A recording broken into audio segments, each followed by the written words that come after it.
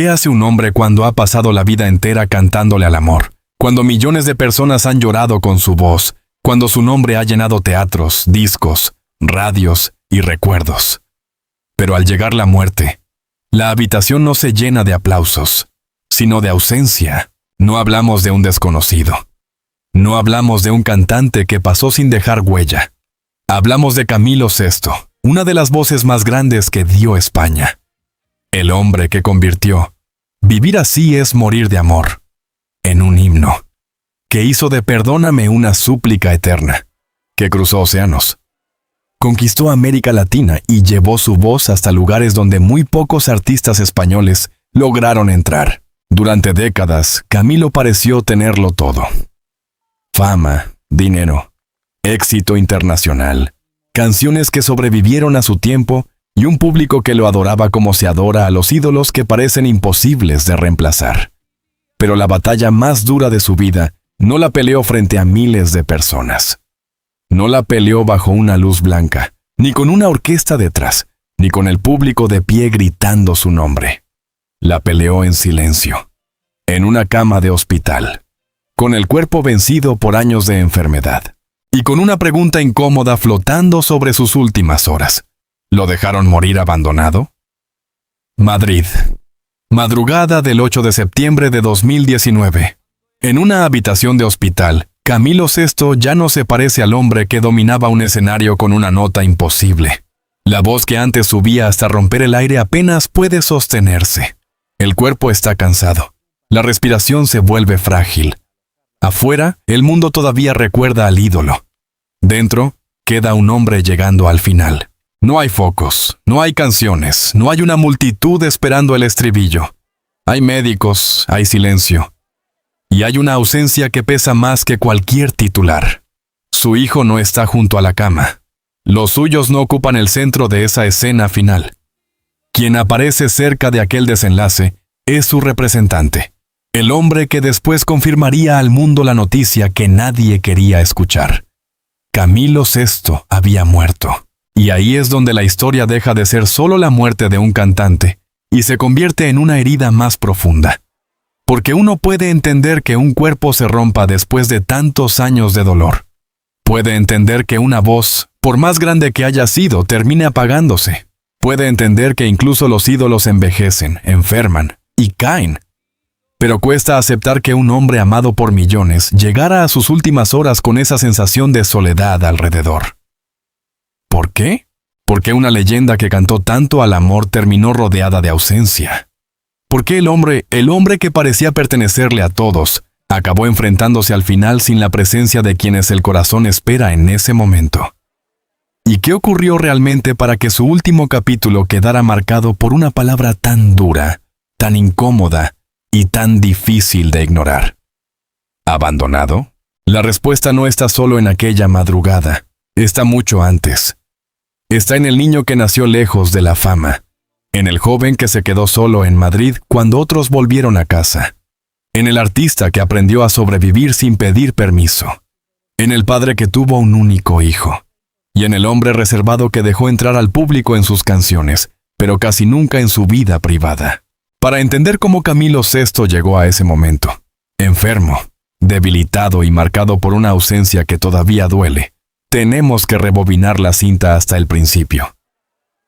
Hasta Alcoy. Alicante.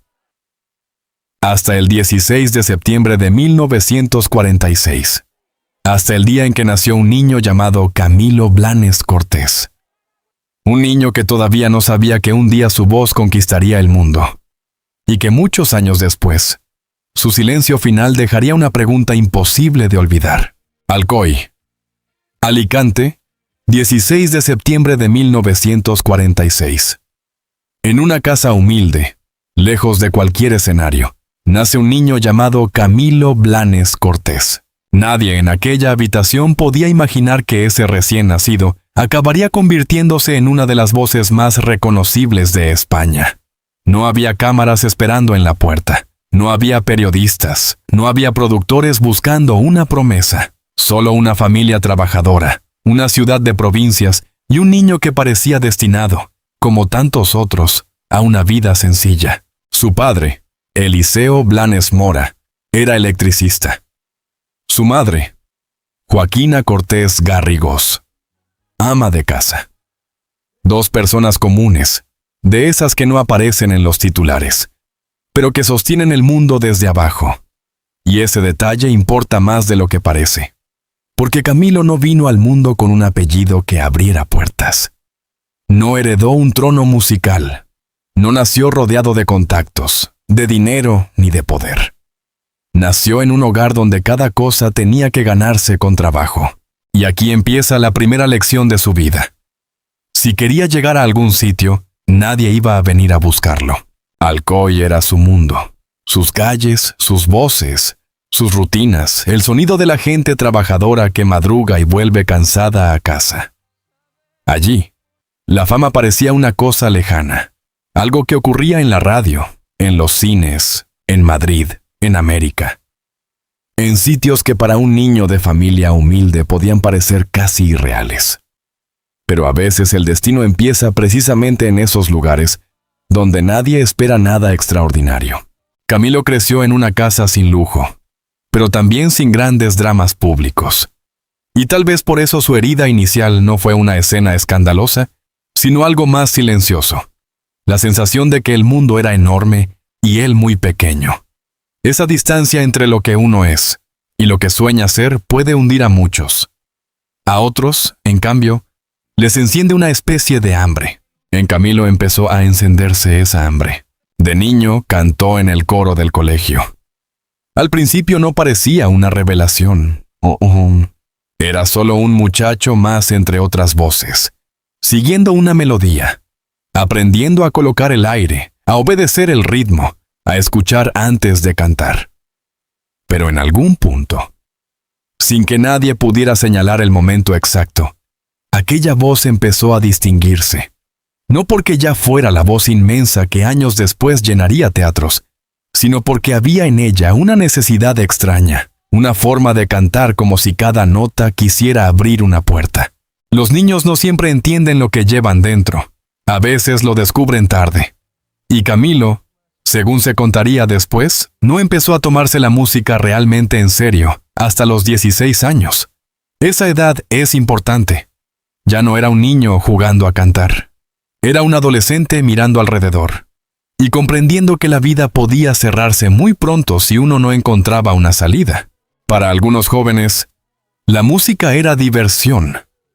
Para Camilo empezó a convertirse en posibilidad. Una posibilidad pequeña al principio, casi ridícula si se mira desde fuera. Cantar en grupos locales, presentarse donde se pudiera, probar suerte en celebraciones.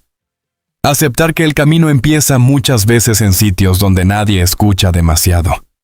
Pero para él cada canción era una forma de medir hasta dónde podía llegar. A mediados de los años 60, Camilo se unió a los Dayson.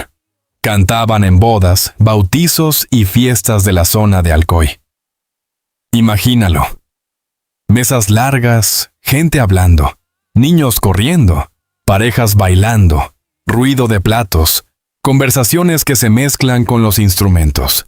En medio de todo eso, un joven Camilo intentando hacerse oír. No era todavía la gloria. Era algo más duro y más útil. Escuela.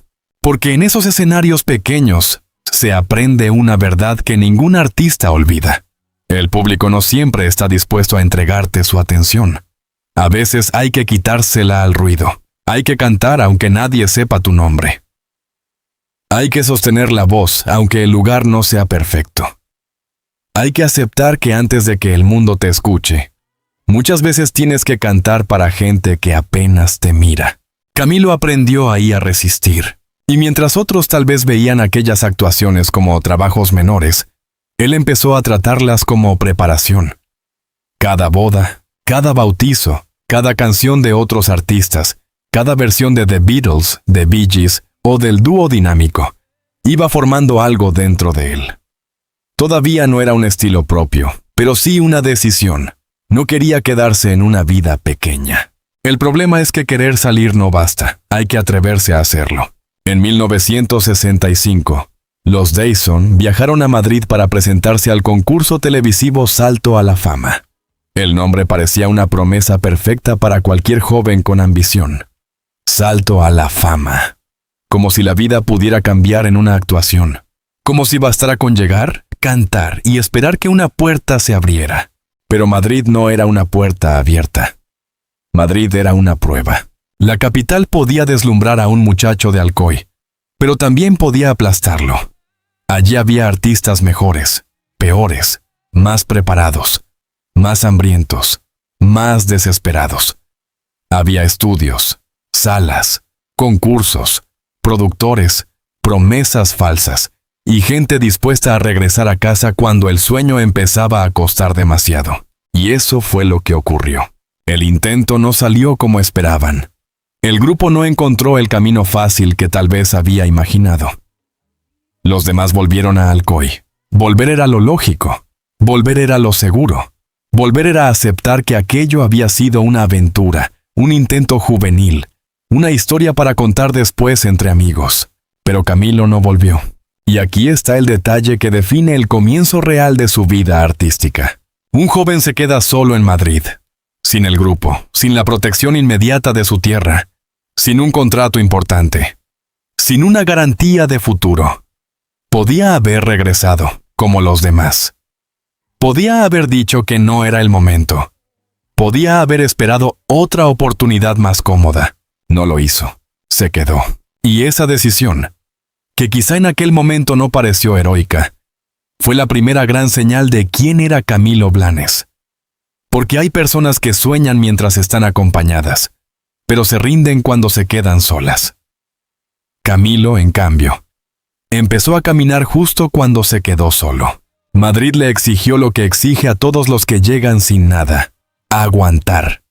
Tuvo que tocar instrumentos, hacer coros para otros artistas, buscarse la vida como pudiera e incluso apoyarse en otra de sus pasiones, la pintura, para sobrevivir. No era la imagen del ídolo. Era la imagen de un muchacho intentando no desaparecer en una ciudad que no lo necesitaba. Y tal vez ahí nació una parte esencial de su carácter. Camilo aprendió que el talento no sirve de nada si uno no aguanta el hambre, la duda y la humillación de ser invisible. Aprendió que la voz podía abrir puertas, sí, pero antes había que sobrevivir a los pasillos cerrados. Aprendió que el sueño no se defendía con palabras bonitas, sino quedándose cuando todos los demás se marchaban. Muchos años después, cuando el mundo lo viera en escenarios enormes, cuando cantara ante miles de personas, cuando su nombre cruzara el océano y sus canciones se convirtieran en memoria sentimental de generaciones, casi nadie recordaría a ese muchacho solo en Madrid. Pero ese muchacho fue el verdadero origen de todo. Antes de Camilo VI estuvo Camilo Blanes. Antes de la leyenda estuvo el joven que no regresó.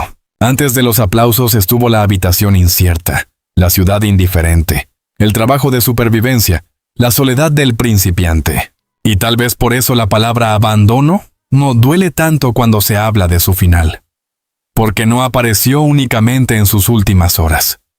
La sombra de la soledad ya estaba allí, al principio, cuando Camilo entendió que para alcanzar la vida que quería tendría que quedarse de pie, incluso cuando nadie se quedara con él. Aquel joven de Alcoy todavía no tenía un himno, todavía no había grabado Algo de mí, todavía no había hecho llorar a América Latina, todavía no había financiado Jesucristo Superstar, ni había sido llamado una de las grandes voces de España. Pero ya había tomado la decisión que cambia una vida, no volver atrás. Y esa decisión lo llevó al siguiente capítulo, el de los años duros, los grupos nuevos, los intentos fallidos, las puertas cerradas y la lenta transformación de Camilo Blanes en el nombre que el mundo acabaría recordando. Camilo VI, Madrid, no recibió a Camilo Blanes como se recibe a una estrella. No hubo un productor esperándolo en la estación, ni una sala llena de gente preparada para descubrirlo, ni una voz importante diciendo que aquel muchacho de Alcoy tenía algo distinto. Madrid, para él, fue al principio una ciudad enorme, rápida, indiferente, de esas que no preguntan de dónde vienes, ni cuánto has sacrificado para llegar. Una ciudad donde todos parecen estar buscando una oportunidad, y donde, precisamente por eso, nadie se detiene demasiado a mirar el sueño de otro. Camilo llegó con los Dayson, el grupo con el que había empezado a cantar en bodas, bautizos y fiestas de su tierra. Venían de Alcoy con canciones aprendidas, con ilusión y con esa esperanza casi inocente que tienen los jóvenes cuando todavía creen que el talento, si es verdadero, será reconocido enseguida. El año era 1965, y el programa al que se presentaron tenía un nombre que parecía una promesa escrita para ellos: Salto a la fama. Para cualquier muchacho de provincia, solo escuchar esas palabras podía encender la imaginación.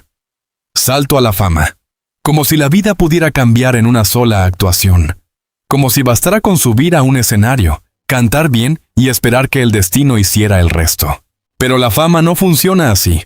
La televisión puede iluminarte durante unos minutos y apagarte después como si nunca hubieras estado allí. Puede darte una ilusión y quitártela en el mismo día. Y eso fue lo que Camilo empezó a aprender en Madrid. El concurso no les abrió la puerta que esperaban. No hubo un milagro. No hubo una carrera inmediata. No hubo una mano poderosa que señalara a Camilo y dijera: ese es.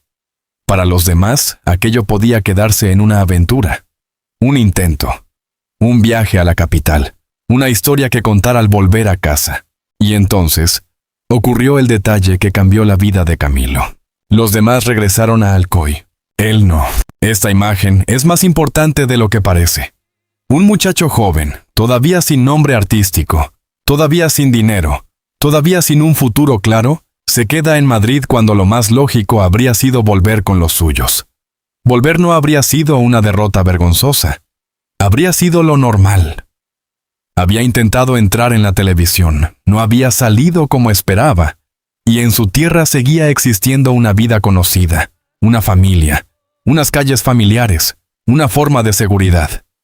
Pero Camilo eligió quedarse en la ciudad que acababa de demostrarle que no lo necesitaba. Ahí empieza de verdad su historia. Porque hay sueños que solo son sueños mientras todo va bien. La diferencia aparece cuando la primera puerta se cierra. Algunos se consuelan diciendo que lo intentaron. Otros regresan a casa y convierten aquella aventura en un recuerdo de juventud. Camilo no hizo eso. Camilo se quedó, y al quedarse aceptó algo muy duro. Si quería llegar a ser alguien, tendría que empezar siendo nadie en una ciudad que no tenía ninguna obligación de escucharlo. Madrid se convirtió entonces en una escuela cruel. Tuvo que buscarse la vida como pudo.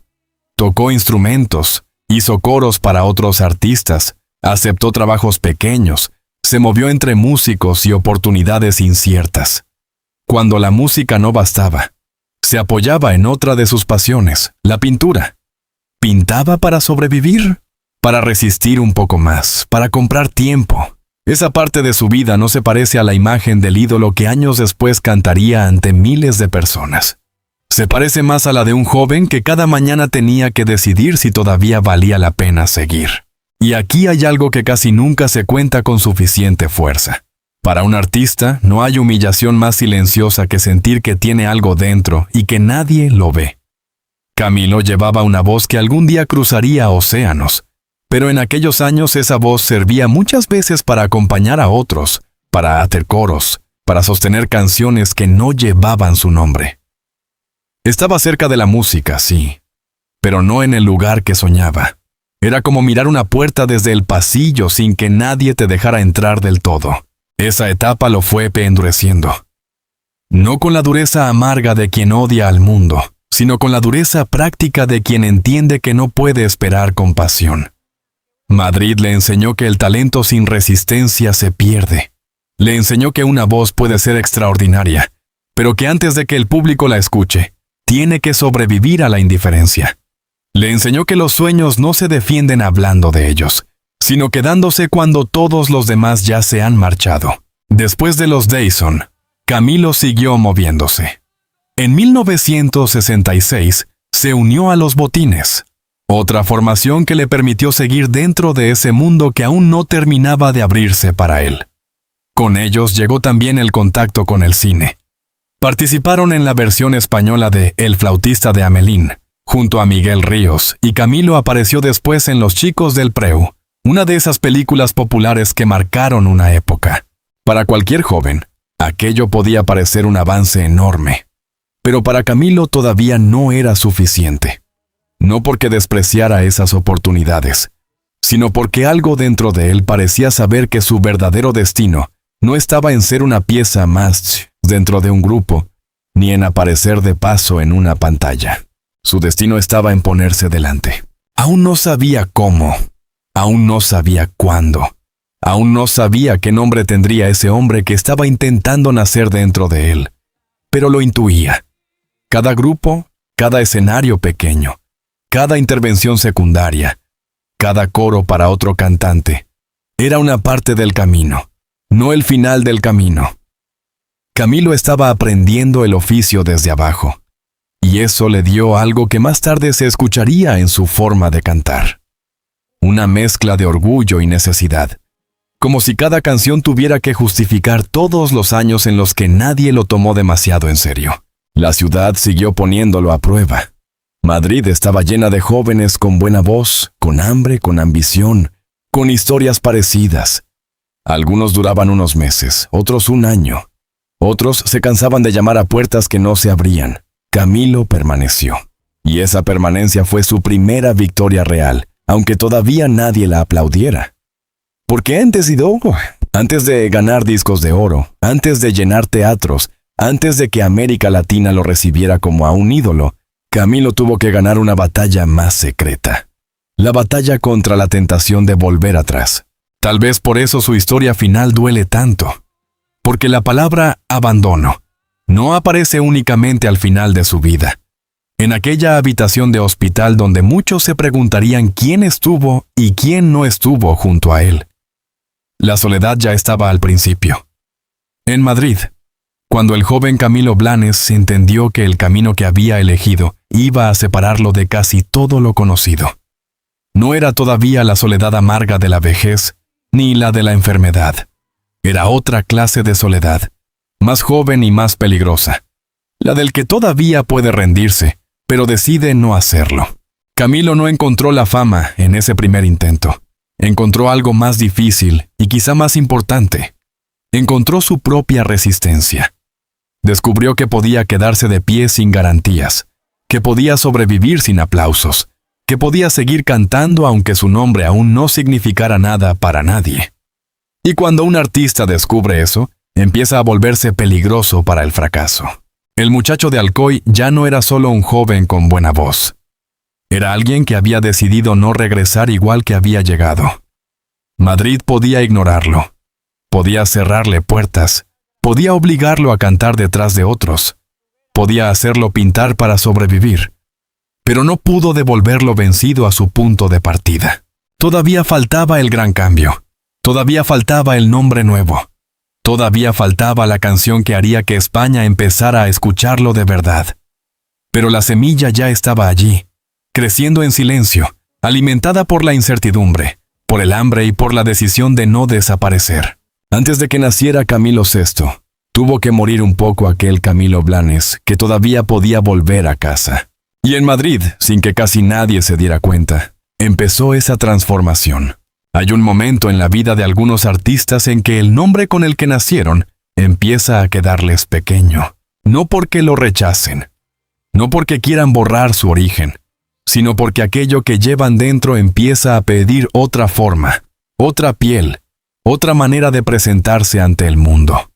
Durante años, en Madrid, Camilo Blanes había sobrevivido como podía. Había cantado detrás de otros, había pasado por grupos, había tocado instrumentos, había aceptado trabajos pequeños y había aprendido una verdad que no se olvida. Nadie se convierte en leyenda el primer día. Pero llegó un punto en que ya no bastaba con resistir. Había que dar un paso al frente. A finales de los años 60, Camilo todavía no era el ídolo que llenaría teatros. Todavía no era la voz que haría llorar a miles de personas en América Latina. Todavía no era el hombre de los grandes titulares. Era un artista buscando su forma definitiva. Y eso, para alguien ambicioso, puede ser una etapa peligrosa, porque ya no eres un principiante, pero tampoco eres todavía alguien. Ya has dejado atrás la vida anterior, pero la nueva aún no existe del todo. Ese es el momento en que muchos se pierden. Camilo no. En 1970, todavía bajo el nombre de Camilo Blanes, grabó un sencillo con 2 canciones. Llegará el verano y Sin dirección. El título de esa segunda canción parecía casi una confesión involuntaria. Sin dirección. Como si el propio destino estuviera describiendo aquellos años de búsqueda, de intentos, de noches inciertas, de una voz que todavía no encontraba el camino exacto para llegar al gran público. Pero incluso cuando una canción no cambia el mundo, puede cambiar algo dentro de quien la canta. Camilo estaba entrando en una zona nueva. Ya no era solo el muchacho de Alcoy que se había quedado en Madrid. Ya no era únicamente el integrante de un grupo. Empezaba a presentarse como una voz propia. Y eso es mucho más difícil de lo que parece, porque cuando uno canta con su propio nombre, ya no puede esconderse detrás de nadie. Si sale mal, el fracaso lleva tu cara. Si sale bien, también. Ese mismo tiempo empezó a traerle los primeros reconocimientos. Ganó el premio Revelación en el Festival de los Olés de la Canción y participó en Canción 71 con Buenas noches, una adaptación pop de una canción de cuna de Brahms. La imagen es curiosa. Un joven que venía de cantar en fiestas, de sobrevivir en Madrid, de buscar un espacio entre muchos otros, apareciendo en televisión con una canción de cuna. Algo suave, casi inocente. Pero debajo de esa suavidad ya se estaba formando una fuerza que pronto sería imposible de ignorar, porque Camilo no quería ser una promesa eterna. Quería ser alguien. Y entonces apareció Juan Pardo. En la historia de muchos artistas hay una persona que no crea el talento, pero ayuda a ordenarlo. Alguien que mira donde otros solo han mirado de paso. Alguien que entiende que esa voz necesita una canción, una producción, una dirección, un nombre que pueda quedarse en la memoria. Para Camilo, Juan Pardo fue una figura decisiva en ese momento. Dirigió y produjo el álbum que iba a cambiarlo todo. En marzo de 1971, Camilo grabó Algo de mí. Y ahí nació realmente Camilo VI. El cambio de nombre no fue un simple detalle artístico. Fue una señal.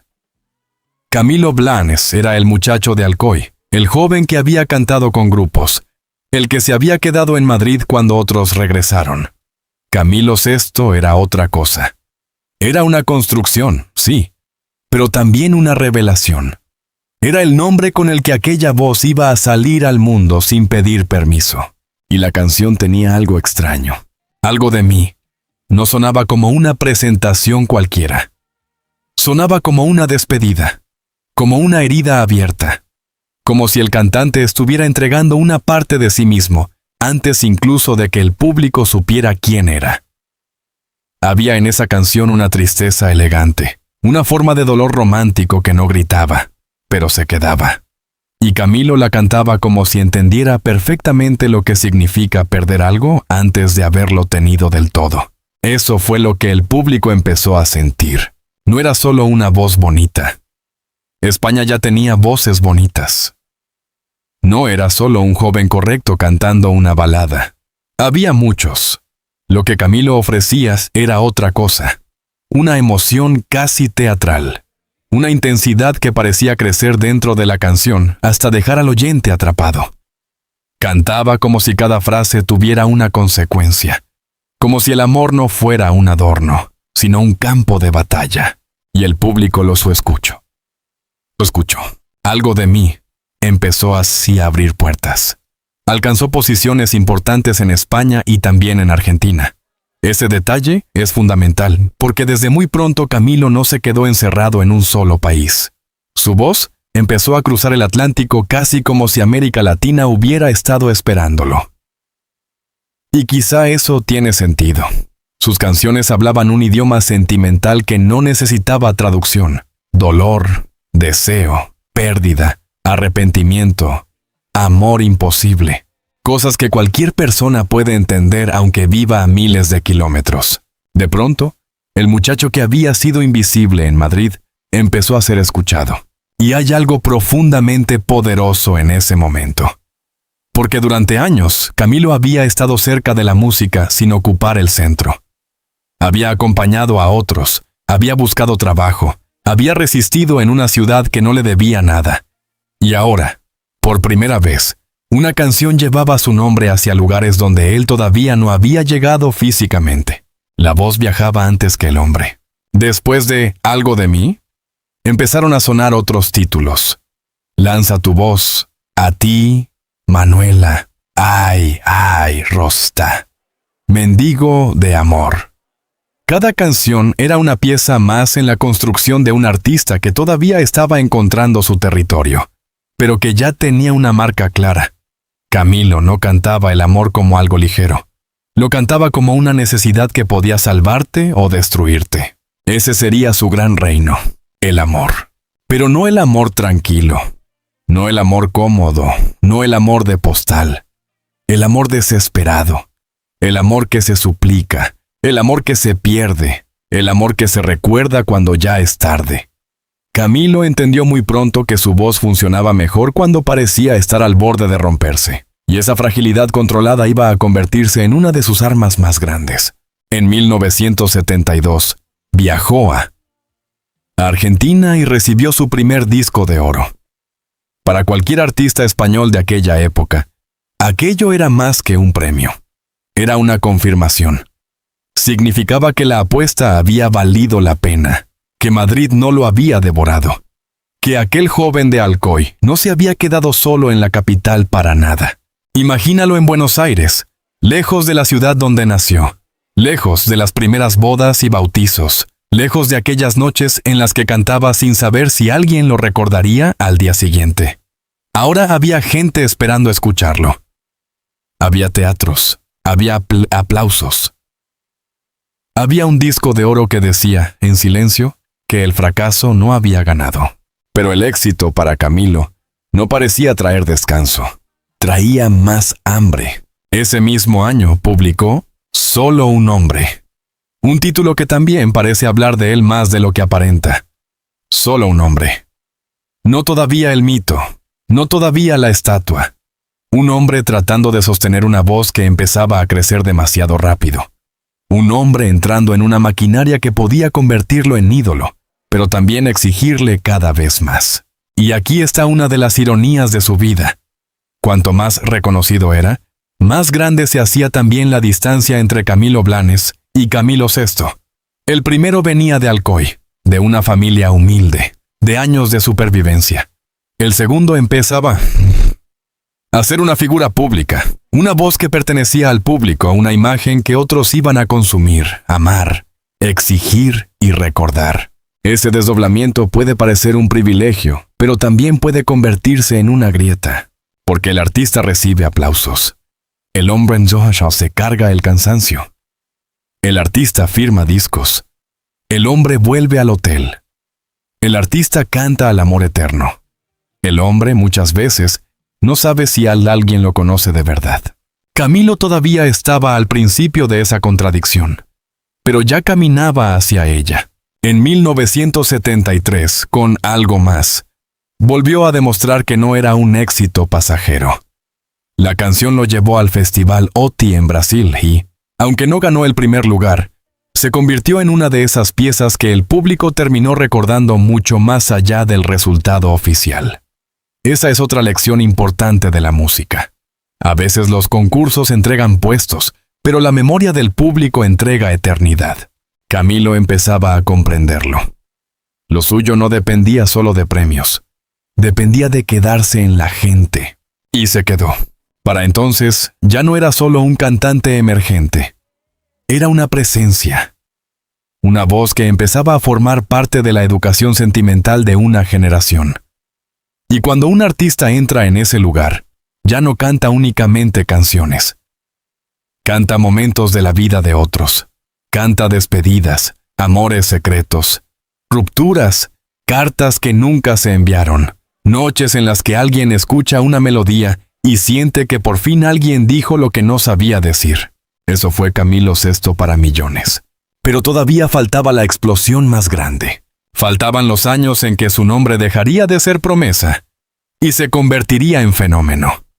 Faltaban los escenarios inmensos, las canciones que todos cantarían, el riesgo brutal de Jesucristo Superstar, las giras, los discos, el precio físico y emocional de pertenecer a demasiada gente. En este capítulo, Camilo había encontrado su nombre. Había encontrado su primera gran canción. Había encontrado la puerta. Pero al otro lado de esa puerta no había paz. Había una década entera de gloria, exigencia y vértigo. Y Camilo VI estaba a punto de cruzarla. Hay artistas que tienen éxito con una canción. Hay otros que tienen una buena época, unos años de suerte, un rostro que funciona, una melodía que se queda en la radio y después se va apagando poco a poco. Pero con Camilo VI ocurrió algo distinto. Después de Algo de mí, no empezó simplemente una carrera. Empezó una conquista. Y lo más impresionante es que esa conquista no llegó como un golpe de suerte aislado, sino como una ola que fue creciendo año tras año, canción tras canción, escenario tras escenario. Hasta que aquel muchacho de Alcoy que se había quedado solo en Madrid, empezó a sonar en países donde nadie sabía nada de sus primeros días de hambre, de sus coros para otros, de sus pinturas para sobrevivir, de aquella decisión silenciosa de no volver atrás. En 1972, Camilo viajó a Argentina y recibió su primer disco de oro. Detente un momento en esa imagen. No era solo un premio, era una respuesta. Era como si la vida, después de años de silencio, por fin le dijera: tenías razón en quedarte. Aquel disco de oro no premiaba únicamente una canción. Premiada al joven que no regresó a Alcoy con los demás, al hombre que había aguantado la indiferencia de Madrid, al artista que había cantado detrás de otros hasta que su propia voz encontró una puerta. Buenos Aires lo recibió como se recibe a ciertos cantantes que no parecen venir de fuera, sino de alguna herida compartida. Porque Camilo no cantaba solo para España. Cantaba en un idioma emocional que cruzaba fronteras. Cuando hablaba de pérdida, de deseo, de culpa, de amor imposible, el público argentino, mexicano, chileno o peruano no necesitaba traducción. Entendía perfectamente lo que estaba diciendo, porque las canciones de Camilo tocaban una zona donde todos los países se parecen. Esa parte íntima donde alguien ha amado demasiado, ha perdido demasiado o ha pedido perdón demasiado tarde. Ese mismo año publicó Solo un hombre. Y el título, otra vez, parecía decir más de lo que aparentaba. Solo un hombre. No una estatua, no un mito, no todavía el ídolo intocable. Un hombre con una voz extraordinaria. Sí, pero también con una necesidad feroz de demostrar que no había nacido para quedarse en los márgenes. El éxito empezaba a envolverlo, pero debajo de los aplausos seguía estando el mismo impulso: no desaparecer. En 1973 llegó Algo más. La canción lo llevó al Festival OTI en Brasil, y aunque el resultado oficial no lo colocó en el primer lugar, ocurrió algo mucho más importante. El público la hizo suya. Y aquí hay una verdad que Camilo entendió mejor que muchos artistas de su tiempo. Los festivales entregan puestos, las listas entregan números, los jurados entregan diplomas. Pero la memoria del público entrega algo mucho más difícil: permanencia. Algo más no fue solo una canción de concurso. Fue una de esas piezas que parecían hablarle directamente a quien escuchaba. Camilo tenía esa capacidad peligrosa de convertir una frase romántica en una confesión. Su voz subía, se abría, se tensaba, y el oyente sentía que aquello no era una interpretación decorada para la radio, sino una especie de drama personal que estaba ocurriendo en ese mismo instante. Y entonces llegó 1974. Ese año apareció una de las preguntas más famosas de su carrera. ¿Quieres ser mi amante? No era una frase tímida. No era una súplica escondida. Era directa, casi teatral. Una pregunta lanzada al centro del deseo.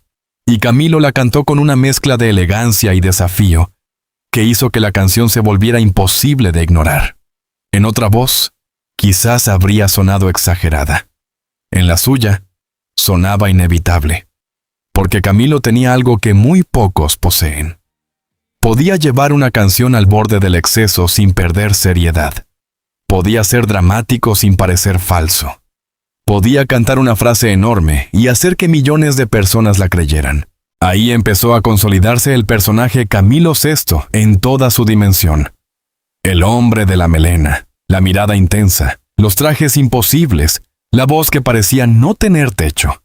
Pero detrás de esa imagen había una maquinaria humana sometida a una presión cada vez más grande. Cada éxito pedía otro. Cada país quería verlo. Cada público quería escuchar en directo esa voz que en los discos parecía casi sobrenatural. Y cuando un artista descubre que puede hacer vibrar a miles de personas, también descubre una condena, ya no le permiten ser pequeño. Camilo estaba dejando de pertenecer solo a sí mismo. Sus canciones empezaron a acompañar la vida de millones. Madre, por ejemplo, tocó una fibra distinta. No era solo el Camilo amante, el Camilo del deseo, el Camilo del dolor romántico. Era el hombre que le cantaba a una figura esencial, a una emoción primaria, a ese lugar de la infancia donde todos vuelven cuando la vida se vuelve demasiado dura. En una carrera llena de canciones de amor, Camilo también entendió que había amores anteriores al amor de pareja, heridas más antiguas, vínculos más profundos. Y en 1975, mientras su nombre ya era sinónimo de éxito, lanzó canciones como Jamás y Melina, dentro de una etapa especialmente poderosa. Jamás tenía esa rotundidad que parecía hecha para su voz, una palabra definitiva cerrada, casi orgullosa. Melina, en cambio, llevaba otra energía, otra historia, otro color. Camilo no estaba repitiendo una fórmula sin alma. Estaba construyendo un territorio propio, donde cada canción parecía ampliar la imagen del artista. Para entonces, ya no era una promesa, era una fuerza. Pero cuanto más alto subía, más claro se volvía Euprasio. Las giras, los viajes, las grabaciones, las entrevistas, los compromisos, las expectativas. El público veía el momento brillante, el escenario, la voz, el gesto, la canción final, el aplauso. Pero casi nadie veía lo otro. El cuerpo cansado después del concierto. La habitación de hotel. La soledad después del ruido. Esa sensación extraña que muchos artistas conocen y pocos confiesan. Estar rodeado de miles de personas y al terminar la noche, quedarse a solas con uno mismo como si todo el amor recibido no pudiera entrar del todo en la vida real. Camilo cantaba al amor como si el amor fuera absoluto, pero su propia vida empezaba a girar alrededor de un oficio que no dejaba demasiado espacio para la calma. El artista crecía. El hombre quedaba cada vez más escondido, y aún así siguió empujando. En la segunda mitad de los años 70, Camilo se convirtió en una de las voces más importantes de la música en español. No solo interpretaba, componía, producía, escribía para otros. Su talento no estaba únicamente en subir notas imposibles, sino en entender cómo se construía una emoción popular. Por eso otros artistas se acercaron a su universo. Por eso su nombre empezó a aparecer también detrás de canciones ajenas. Camilo no era solo un cantante de éxito, era un creador. Y entonces, en 1978, llegó una canción que terminó por volverse inmortal. Vivir así es morir de amor. Hay títulos que parecen escritos para resumir una carrera entera. Este era uno de ellos. Vivir así es morir de amor. No era solo una frase pegadiza, era una declaración de guerra sentimental. Una forma de decir que amar puede ser una condena, que desear puede doler, que la vida misma puede convertirse en una muerte lenta cuando el amor se vuelve imposible. Camilo la cantó como si le perteneciera desde antes de escribirla, y el público la tomó como propia. En España, en América Latina, en radios, fiestas, hogares, noches de nostalgia, rupturas, recuerdos. Esa canción empezó a convertirse en algo más que un éxito. Se volvió parte de la memoria colectiva. Y aquí está la ironía que hace tan poderosa su historia.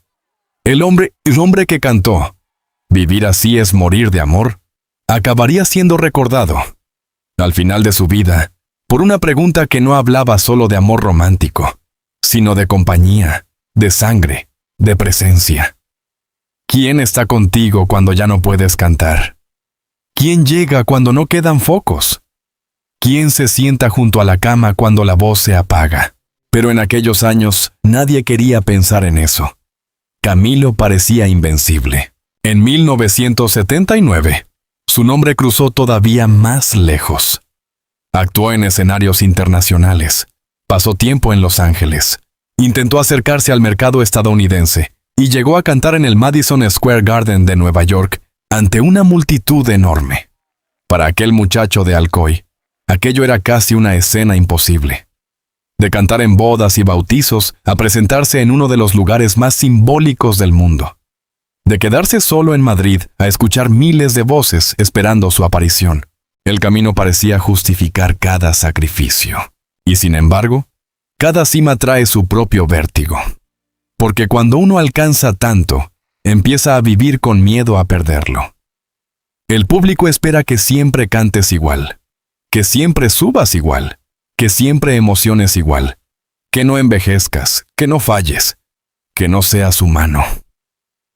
Y Camilo, aunque muchos lo vieran como una voz casi imposible, era humano.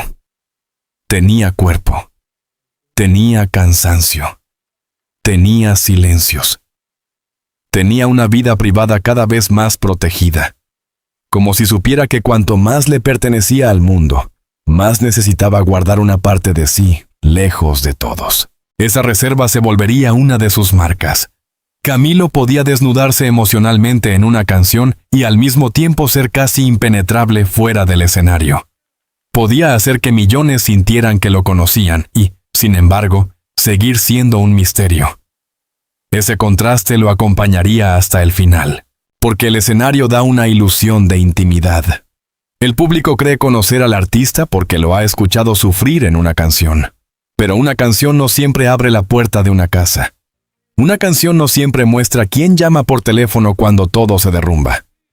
Una canción no siempre revela quién estará allí en la última noche. En los años 70, Camilo VI conquistó el mundo de habla hispana. Construyó una colección de canciones que no solo fueron éxitos, sino heridas compartidas.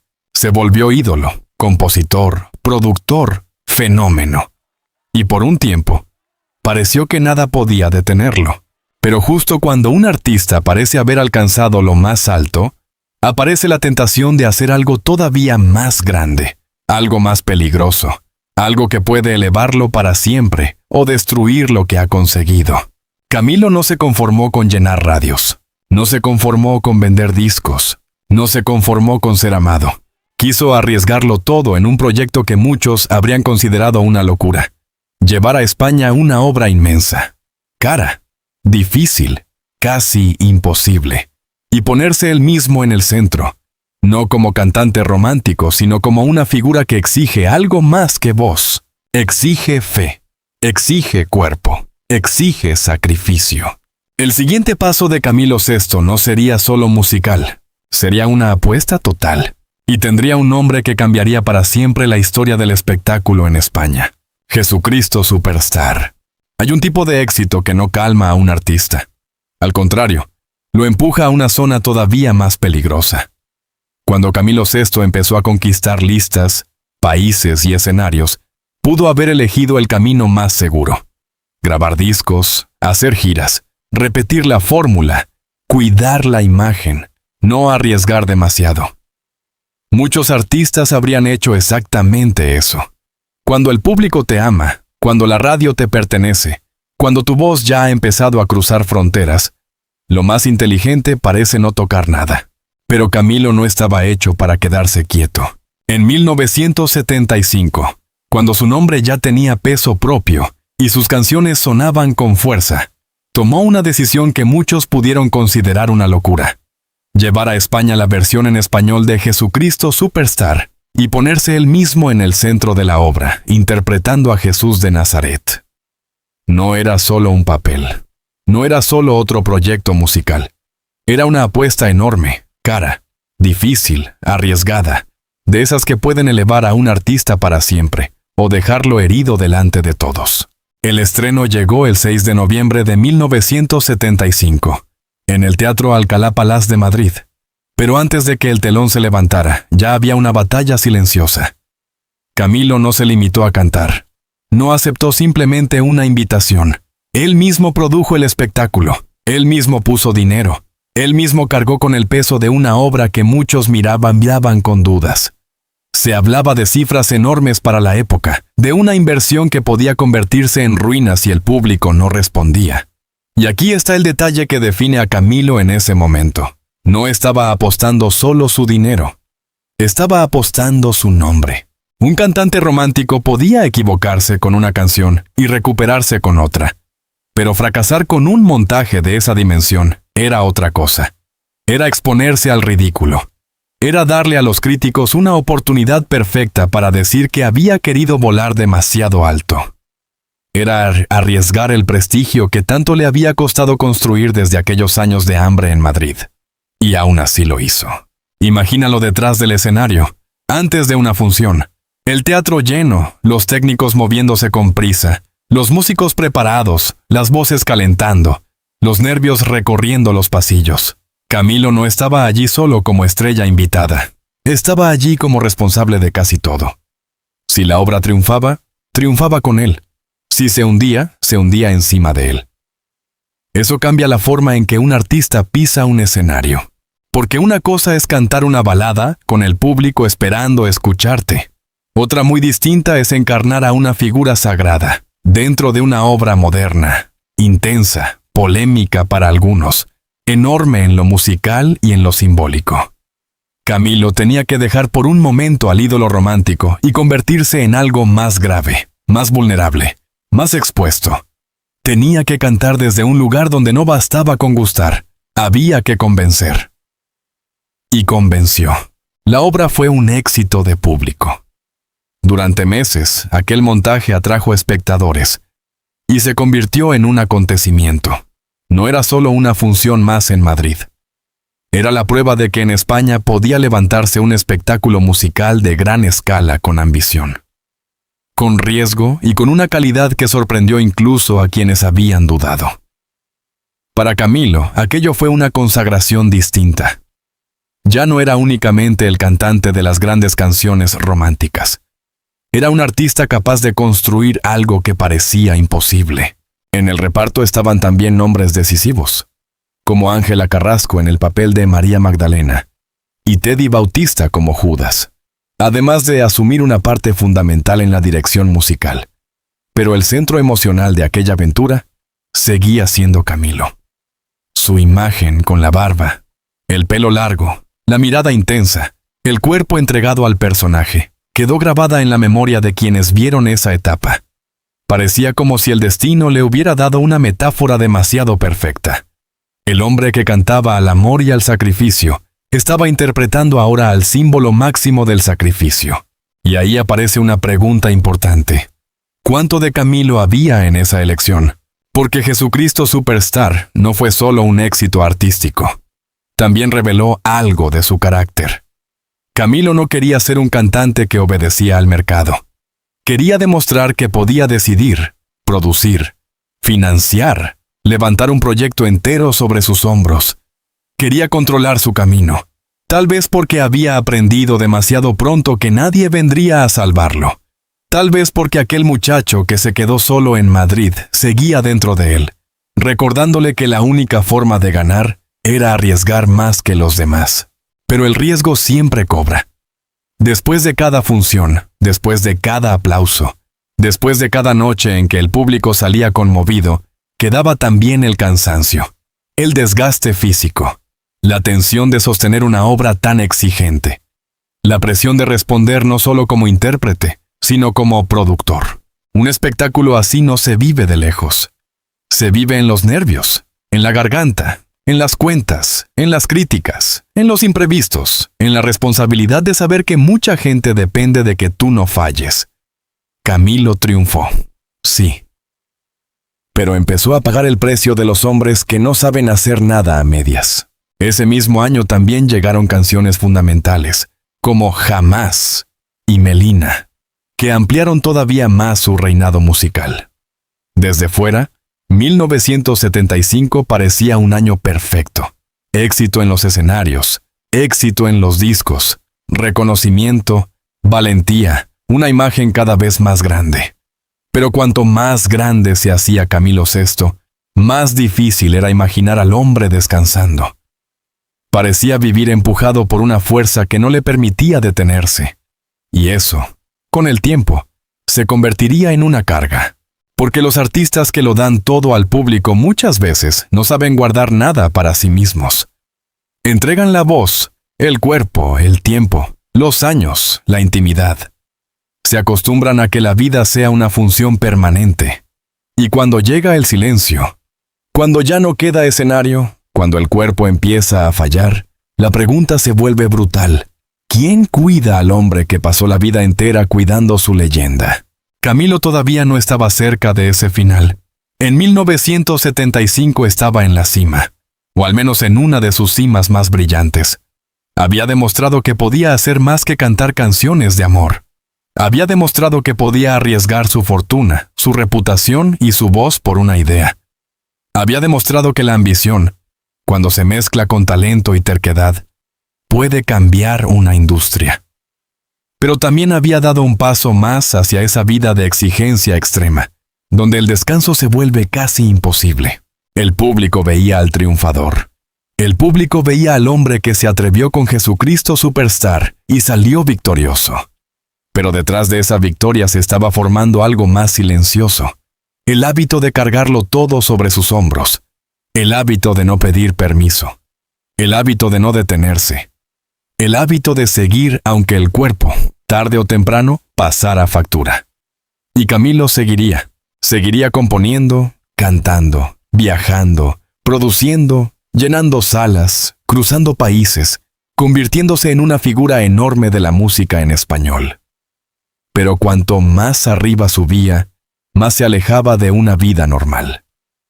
Y en medio de esa gloria, todavía faltaba un capítulo que parecía traerle algo distinto a los aplausos. Un hijo. Un único hijo. Una sangre propia. Alguien que, en teoría, podía darle al hombre detrás del mito una razón para detenerse. Pero en la historia de Camilo VI, incluso el amor más íntimo acabaría mezclándose con distancia. Silencio, y una pregunta que muchos años después dolería demasiado. Porque el niño que iba a llevar su apellido también sería, al final, el nombre que haría más insoportable la duda sobre sus últimos momentos. En la vida de Camilo VI hubo muchas multitudes.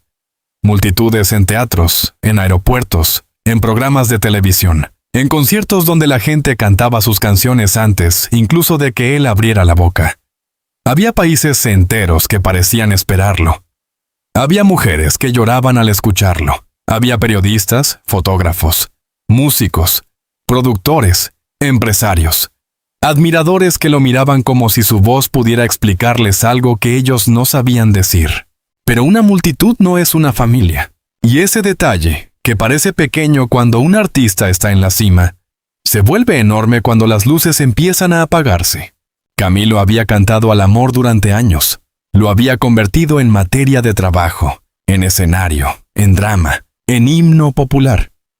Cantaba como si supiera lo que era amar hasta romperse, pedir perdón demasiado tarde, necesitar a alguien con una intensidad casi peligrosa. Pero mientras su voz llenaba el mundo de historias sentimentales, su vida privada seguía siendo una zona mucho más difícil de atravesar. Camilo era famoso. Sí, pero también era reservado. Dejaba que el público entrara en sus canciones, no necesariamente en su casa. Y entonces, en 1983, llegó un niño, su único hijo. Se llamaba Camilo Michel Blanes Ornelas. nacido de su relación con Lourdes Ornelas Soto. Para el mundo, podía ser una noticia más en la vida de un artista famoso. Para Camilo, era otra cosa. Era sangre, era apellido, era una continuidad. Era alguien que no venía a dirle una canción, ni un autógrafo, ni una foto. Venía a ocupar un lugar que ningún aplauso podía ocupar, porque hay hombres que son amados por millones y aún así esperan, en secreto, ser necesarios para una sola persona. Camilo había vivido demasiado tiempo entregado a escenarios ajenos. Había pertenecido al público, a la industria, a las giras, a las canciones, a esa maquinaria que nunca se detiene del todo. Pero un hijo cambia la medida de las cosas. De pronto, el tiempo no se cuenta solo en discos, contratos o conciertos. Se cuenta en primeros pasos, en llamadas, en cumpleaños, en presencia. Y la presencia era precisamente lo que la fama le había robado muchas veces. La historia de Camilo con su hijo no puede contarse como un cuento simple. No fue una postal perfecta. No fue la imagen cómoda del padre famoso que encuentra por fin una paz definitiva. Había distancia, había decisiones difíciles, había una vida dividida entre países, carreras y silencios. Pero sí hubo algo muy claro. Aquel niño se convirtió en una de las razones más importantes para que Camilo empezara a imaginar una vida distinta. En 1986, cuando todavía tenía fuerza, nombre y público, Camilo anunció su retirada. Dijo una frase que, leída muchos años después, suena casi como una confesión íntima. Quería retirarse porque deseaba envejecer y ver crecer a su hijo. En la superficie, era una decisión sorprendente.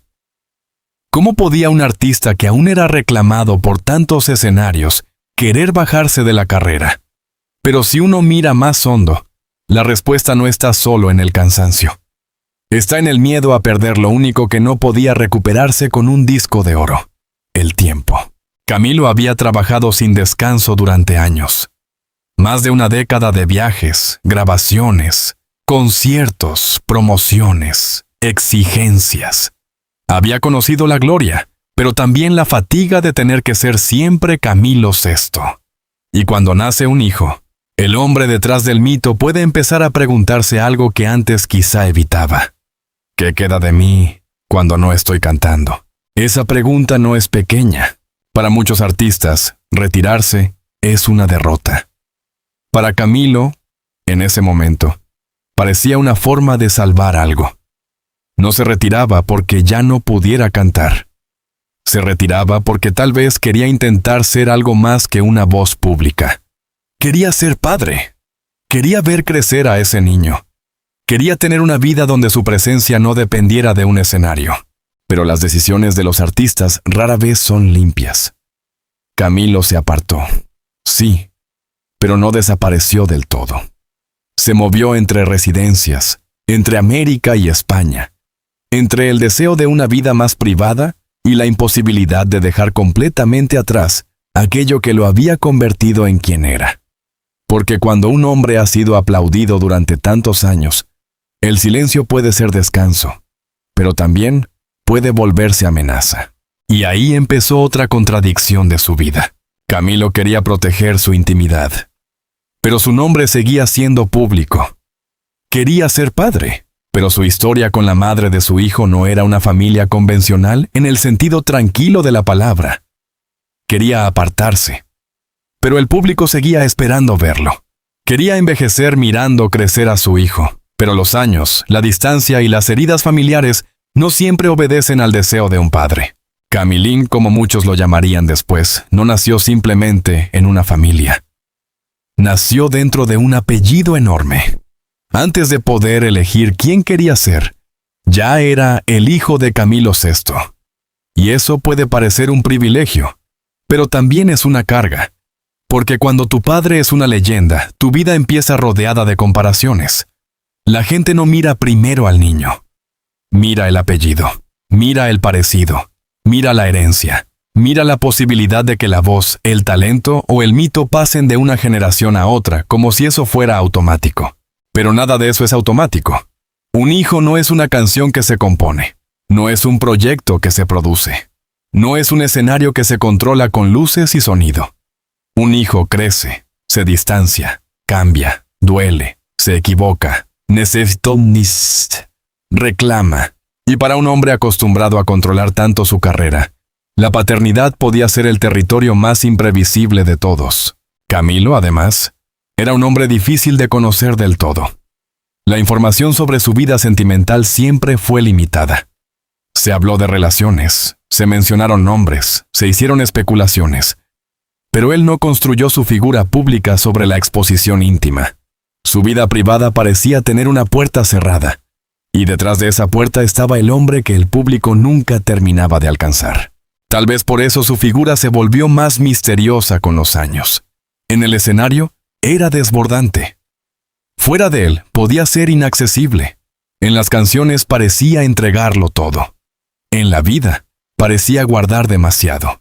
Esa tensión entre el artista abierto y el hombre reservado iba a acompañarlo hasta el final. Y el final, precisamente, haría que la historia del hijo se volviera mucho más dolorosa. Porque cuando se habla de los últimos momentos de Camilo VI, la pregunta sobre la ausencia no aparece de la nada. Tiene raíces. Viene de una vida en la que la fama fue inmensa, pero la intimidad fue complicada.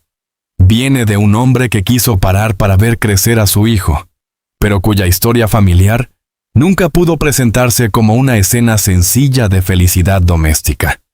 Viene de un artista que cantó al amor como pocos, pero cuya vida personal quedó muchas veces envuelta en distancia, discreción y silencios. No se trata de decir que Camilo no amó. Se trata de entender que el amor no siempre basta para construir cercanía. Y ahí está una de las tragedias más humanas de esta historia. Camilo quiso tener un lugar donde no fuera solo el ídolo. Quiso ser padre. Quiso que ese niño fuera parte de su vida más verdadera. Pero la vida no siempre devuelve la ternura, en la misma forma en que uno la imagina. A veces el amor existe y aún así hay distancia. A veces hay sangre y aún así hay ausencia. A veces un apellido une para siempre, pero no garantiza que alguien esté junto a tu cama cuando llega la noche más difícil. Ese pensamiento todavía estaba lejos en los años 80. Camilo aún tenía voz, proyectos, prestigio, capacidad para aparecer y desaparecer según su propia voluntad. Pero el destino ya había colocado en su biografía una pieza fundamental. Un único hijo, un único heredero. Un nombre que algún día aparecería inevitablemente cuando España se preguntara cómo habían sido las últimas horas del cantante. Y esa es la razón por la que este capítulo importa tanto. Porque Camilín no fue solo un dato familiar. Fue la promesa de que Camilo no estaría solo. Fue la posibilidad de una continuidad más allá de la música. Fue la persona por la que el artista dijo querer detenerse. Y por eso, muchos años después, cuando el mundo supo que el hijo estaba lejos en el momento final, esa ausencia dolió más que cualquier silencio. Camilo había pasado media vida cantando que vivir así era morir de amor. Pero la vida iba a demostrarle que también se puede morir de otra cosa. De desgaste, de enfermedad, de distancia, de años acumulados en un cuerpo que empieza a fallar. Y después del hijo, después de los intentos de retiro, después de los regresos parciales y de la vida cada vez más reservada, el cuerpo de Camilo empezó a enviar señales que ya no podían resolverse con aplausos. La voz seguía siendo leyenda, pero el cuerpo que sostenía esa voz estaba a punto de convertirse en el siguiente campo de batalla. Durante años, Camilo VI había tratado su voz como si fuera una fuerza imposible de derrotar. La llevaba al límite, la elevaba hasta lugares donde otros cantantes no se atrevían a entrar. La sostenía con una intensidad que parecía venir de una parte secreta del cuerpo. El público escuchaba esas notas y pensaba que Camilo era invencible, como si un hombre capaz de cantar así no pudiera romperse nunca. Pero todos los cuerpos, incluso los de las leyendas, tienen una memoria. Guardan los excesos, las noches sin descanso, los viajes, el alcohol, el cansancio, las operaciones, los golpes, los años de presión. El escenario puede ocultar muchas cosas, pero no puede detener el tiempo. Y en la vida de Camilo, poco a poco, el cuerpo empezó a pasar factura. A comienzos de los años 2000 llegó uno de los golpes más duros. Camilo tuvo que someterse a un trasplante de hígado. No era una simple enfermedad pasajera, no era un susto menor que se pudiera borrar con unas semanas de descanso. Era una señal seria, profunda, de que el hombre que durante décadas había cantado como si la vida no tuviera límite, empezaba a enfrentarse a una realidad mucho más frágil. El cuerpo ya no obedecía como antes.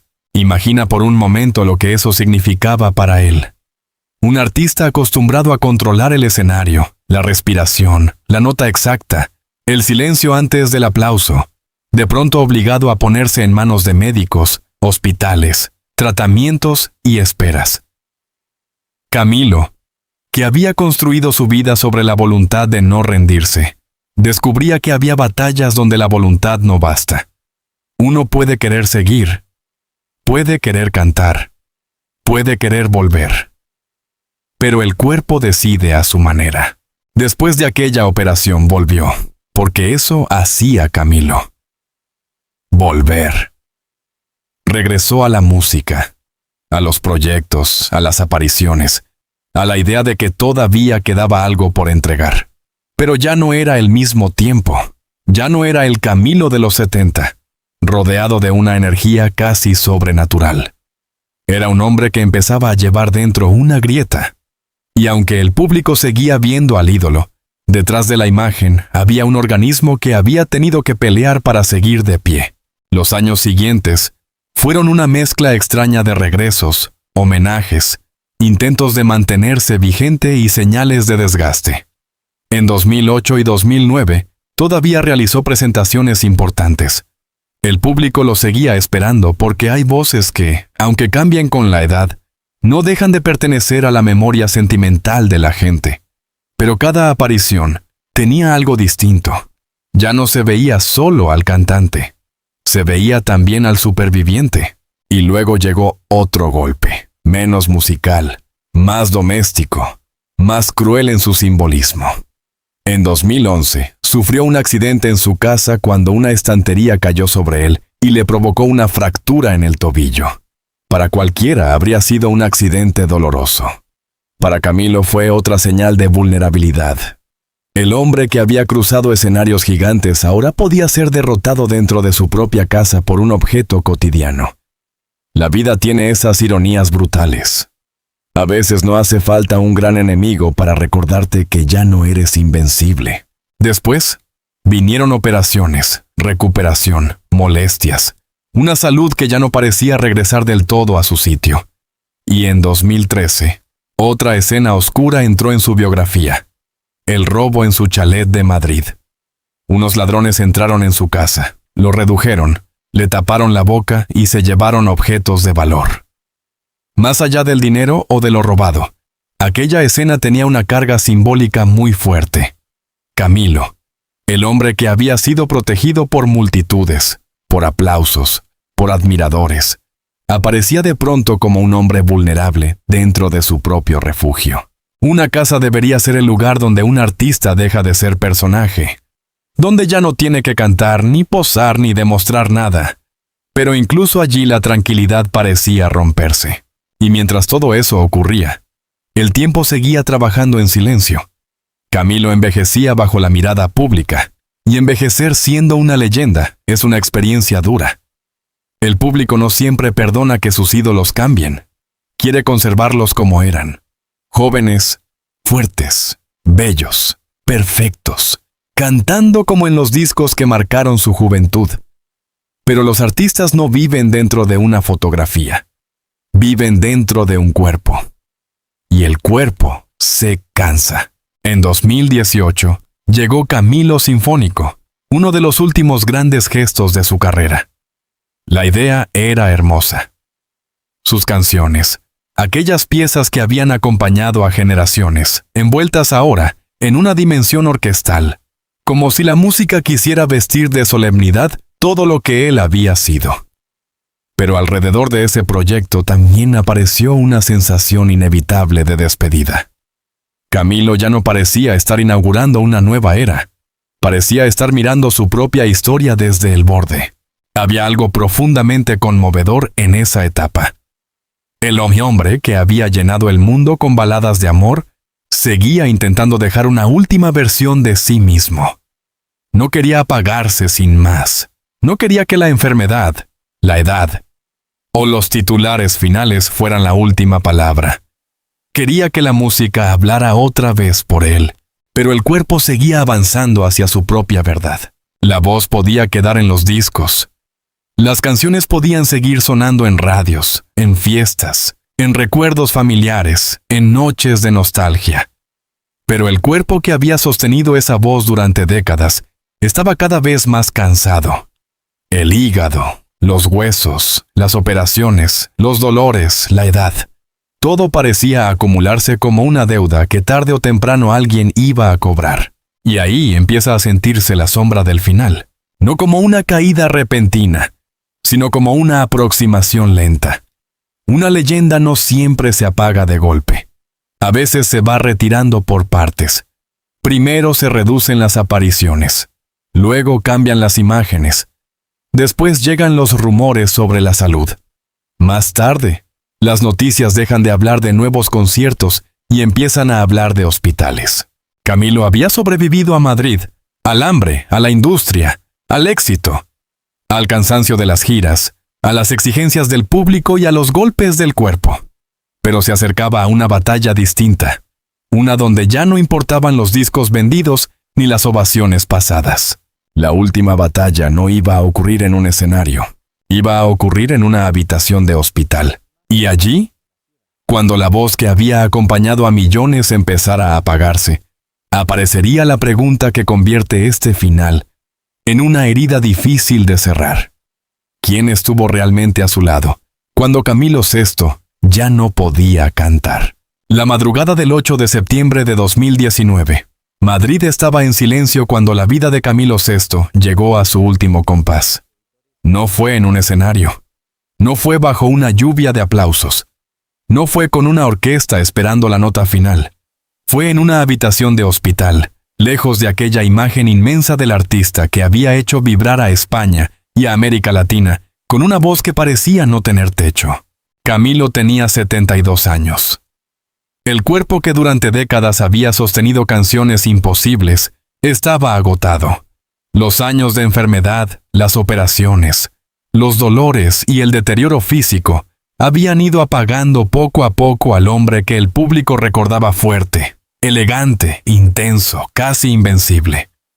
La causa de su muerte fue comunicada como un fallo cardiorrespiratorio asociado a problemas renales. Pero una muerte nunca es solo una causa médica. A veces, detrás de una frase clínica, hay toda una vida cerrándose. Y en el caso de Camilo, había también una ausencia.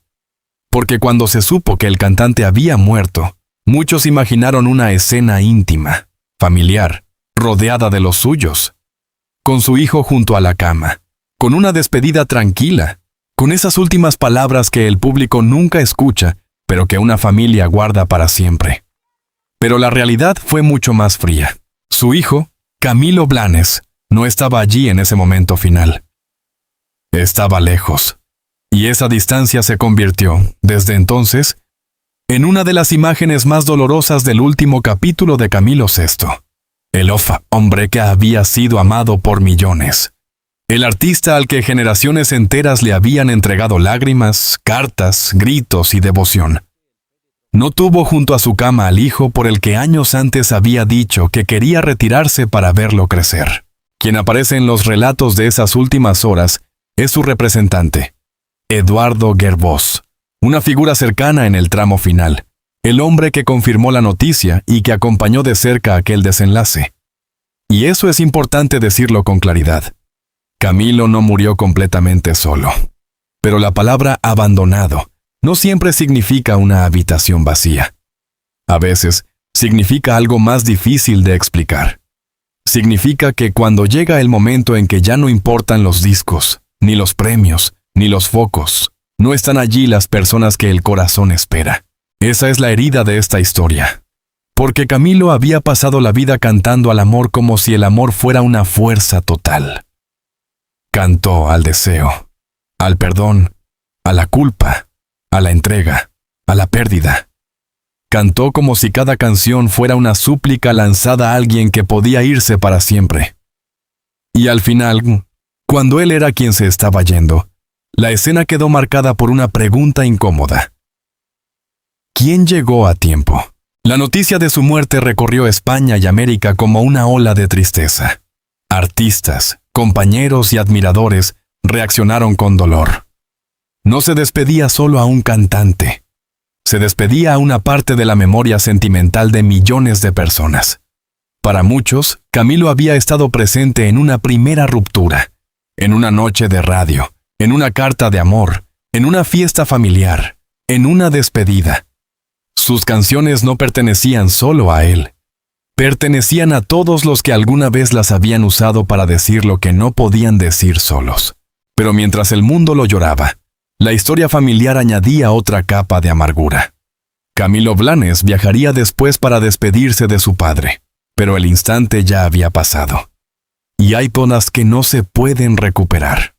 Uno puede llegar a un funeral, puede llorar ante un ataúd, puede escuchar homenajes, recibir abrazos, mirar fotografías antiguas, pero no puede regresar a la última respiración. No puede volver a sentarse junto a una cama cuando la cama ya está vacía. Ahí está lo trágico. Camilo VI había construido una carrera inmensa. Había pasado de cantar en bodas y bautizos en Alcoy a convertirse en una de las voces más grandes de la música en español. Había sido compositor, productor, ídolo, fenómeno internacional. Había arriesgado su fortuna y su nombre con Jesucristo Superstar. Había dejado canciones que sobrevivirían a cualquier moda. Y sin embargo, en el final, todo quedó reducido a una escena mucho más humana. Un cuerpo cansado, una habitación de hospital, un representante cerca, un hijo lejos y una ausencia demasiado grande para no convertirse en titular. Después, Camilo volvió simbólicamente a su origen. Fue enterrado en Alcoy, junto a sus padres. El niño que un día salió de aquella ciudad para conquistar el mundo, regresaba al lugar donde todo había empezado. Y esa imagen tiene algo profundamente circular. Camilo salió de Alcoy siendo Camilo Blanes. Volvió convertido en Camilo VI, una leyenda. Pero entre esos dos nombres, quedó una vida entera de gloria, sacrificio, soledad y preguntas sin cerrar. Su testamento también hablaba de memoria. Dejó bienes para que se creara un museo en su ciudad natal, como si incluso después de muerto quisiera que su historia tuviera un lugar físico donde quedarse. Porque tal vez eso es lo que buscan los artistas al final. No solo ser llorados, sino permanecer. Y Camilo permanece. Permanece cada vez que suena, vivir así es morir de amor. Permanece cuando alguien escucha, perdóname. Y siente que esa voz todavía sabe pedir algo desde el fondo del alma. Permanece en quienes no vivieron su época pero descubren, de pronto, que esa manera de cantar ya casi no existe. Tal vez sus últimos momentos estuvieron marcados por la enfermedad y por una ausencia que duele. Tal vez no tuvo al lado a quienes muchos esperaban ver allí. Tal vez el final de Camilo VI fue mucho más solitario de lo que debería haber sido para un hombre tan amado. Pero hay una verdad que ni la enfermedad, ni la distancia, ni la muerte pudieron borrar. Camilo pudo morir en silencio, pero su voz no. Su voz sigue ahí, cruzando el tiempo, como si todavía se negara a aceptar que todo terminó aquella madrugada en Madrid.